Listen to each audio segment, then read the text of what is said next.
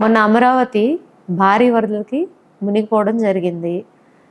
దాని గురించి వైఎస్ఆర్‌సీపీ నాయకులందరూ కూడా కమెంట్ చేస్తున్నారు. జగన్ గారు కూడా 1,00,00,000 పెట్టినా కూడా వృధా అని. మరి ఇప్పట్లో అమరావతిని మనం రాజధానిగా చూసేటటువంటి అవకాశం త్వరలో ఉందంటారా? వాళ్ళు మాట్లాడింది పచ్చి బూతు ఉన్మాదంతో మాట్లాడారు. అమరావతి అస్సలు మొలగలేదు. కట్టవతలు ఉన్న ప్రాంతం. ఓకే. ఇప్పుడు ఒక నదికి కట్ట ఎందుకు వేస్తారు? అక్కడ దాకా ఎఫ్టీఎల్. అవును. సో ఆ కట్ట అవతల ఏం మొలగలా. ఆ కట్ట అవతలు ఉన్న ఈ విజయవాడ క్లబ్బు, నాయుడు గారు అద్దుకుండే ఇల్లు, ఆ రాజుగారి ఆశ్రమం, ఈ బ్యాచ్ కట్ట అవతలు ఉన్నవే ములిగాయి. ఏదో ఫ్యాన్సీగా కట్టుకున్నాయి, ములిగినాయి. అది అమరావతి ములక్క దానికి సంబంధం లేదు. కట్టేసిందే అక్కడ దాకా ములుగుతుందని ఆ కట్ట దాటి నీళ్లు రాకుండా. ఇప్పుడు 11 లక్షల క్యూసెక్స్ డిజైన్ అమ్మా అది. సో 11 లక్షల క్యూసెక్స్ వచ్చినంత వరకు ఈ కట్ట దాటి నీళ్లు దాటకుండా కట్టేసుకున్నారు. ఆ కట్ట అవతల ఎప్పుడు ములుగుతుంది.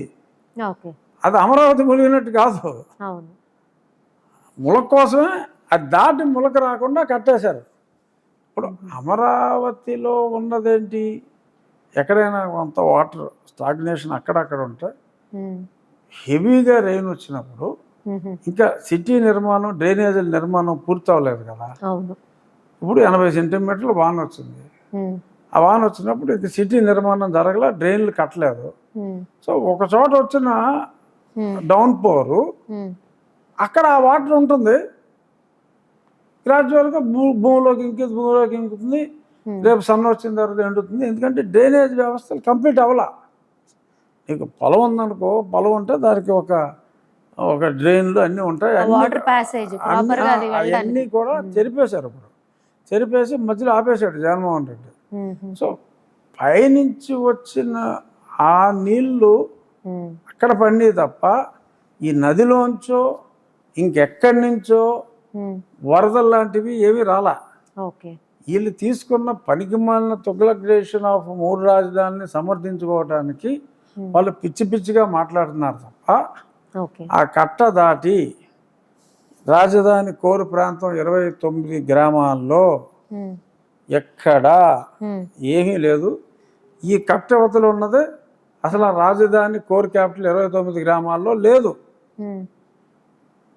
కట్టవతలు ఉన్నది ఈ మొలక చూపెట్టి పిచ్చి పిచ్చిగా మాట్లాడుతున్నారు. దాన్ని అంటే ఎవరికి నచ్చినట్టు వాళ్ళు షూట్ చేసి వినిపిస్తున్నారంటారా? దాన్ని వాళ్ళు ఏదో పిచ్చి పిచ్చిగా మాట్లాడుకుంటున్నారు. వీళ్ళు ఏంటంటే రోడ్డు మీద కుక్కలు మురిగితే మురిగే, మనం చేసే వరద బాధితుల్ని సహాయం చేసే పనిలో ఉన్నాం కాబట్టి అదే ముఖ్యం కదా. ఇప్పుడు ఇది చూసుకుంటున్నారు అంతే తప్ప అమరావతి ఏదైతే అమరావతి అనేది మనం కొత్తగా పెట్టుకున్న పేరు, ఆ 29 గ్రామాలు ఏదైతే ఉన్నాయో అదంతా ఎగువ ప్రాంతాలు, దిగువ ప్రాంతాలు కాదవి. That is ideally suitable to construct anything.